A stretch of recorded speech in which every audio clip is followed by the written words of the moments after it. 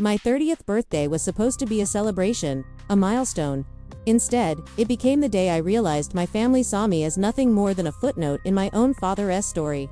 It started with a phone call from my aunt, her voice dripping with fake sympathy. She said they were having a small family gathering to honor my dad, who had passed away 3 months earlier. She insisted it was just a quiet get-together and that I shouldn't bother making the long drive, but something in her tone felt off, a little too rehearsed. My gut told me to go. So, I packed an overnight bag, got in my car, and drove the 4 hours back to my childhood home. When I arrived, the driveway was full.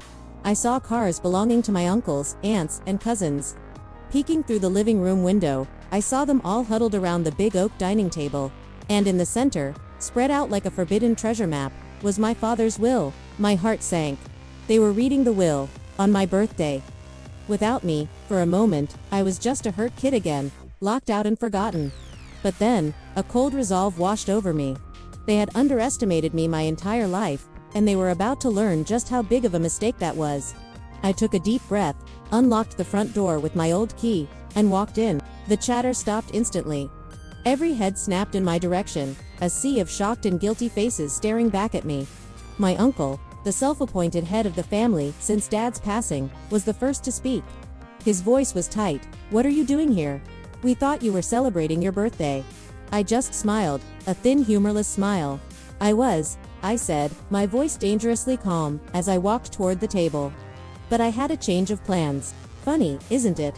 You're all gathered here, carving up my father's life, and you didn't think to invite his only child. My aunt chimed in, her voice shrill. "We were trying to protect you. It's all so complicated, and you've been through so much. Protect me, or protect their own interests." I knew the answer. My father had been a successful businessman, and his estate was substantial. These were the same relatives who only ever called when they needed something. They saw his death not as a tragedy, but as a lottery win. I looked down at the will on the table, then met my uncle's gaze. "What's so complicated, Uncle John? Is it the part where Dad leaves everything to me?" A wave of nervous murmurs rippled through the room. They had clearly been hoping for a different outcome. John scoffed, puffing out his chest. "Now, listen here. Your father wasn't in his right mind when he wrote this. We're just trying to ensure his assets are managed properly, by people with experience." He gestured around the room at the circle of vultures. "We're contesting the will. For your own good, of course." The arrogance was breathtaking. They were going to drag my father's memory, and me, through a painful legal battle based on lies. But they had forgotten one crucial detail. My dad wasn't just my father. He was my mentor. He had taught me to be strong, to be smart, and most importantly, to be prepared. "You're contesting the will?" I asked, raising an eyebrow. "On what grounds?" "That a man who built $1 million company from scratch suddenly lost his mind." "That's a bold claim. You'll need some pretty convincing evidence." I let my eyes drift from one greedy face to the next. "And while you're gathering that evidence, there are a few things you should know." I reached into my bag and pulled out a thick, leather-bound folder. I placed it on the table with a satisfying thud. It landed right next to the will, a silent declaration of war. "What's that?"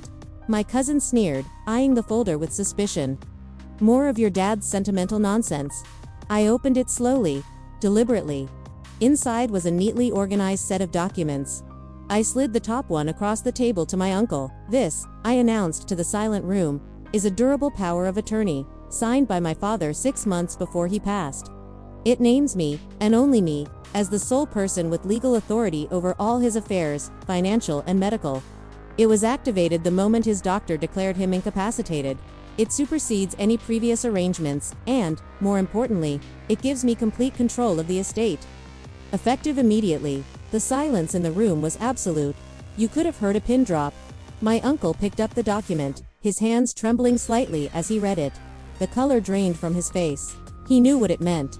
Contesting the will was now a moot point. They couldn't argue he was of unsound mind when he wrote the will without also admitting he was of sound mind when he signed the power of attorney, giving me full control. He had trapped them in their own lie. I watched as the realization dawned on each of them. The confident smirks were replaced with looks of panic and disbelief. But that's not possible," my aunt stammered. "He never mentioned this." I looked at her, my voice devoid of the warmth she was used to. "He didn't have to. Dad knew. He knew what would happen the second he was gone.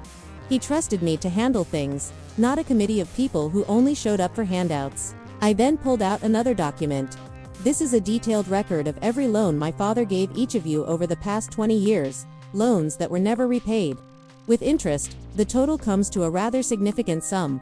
Since I am now in control of the estate, my first order of business will be to call in these debts. Panic erupted. My uncle started shouting about family loyalty.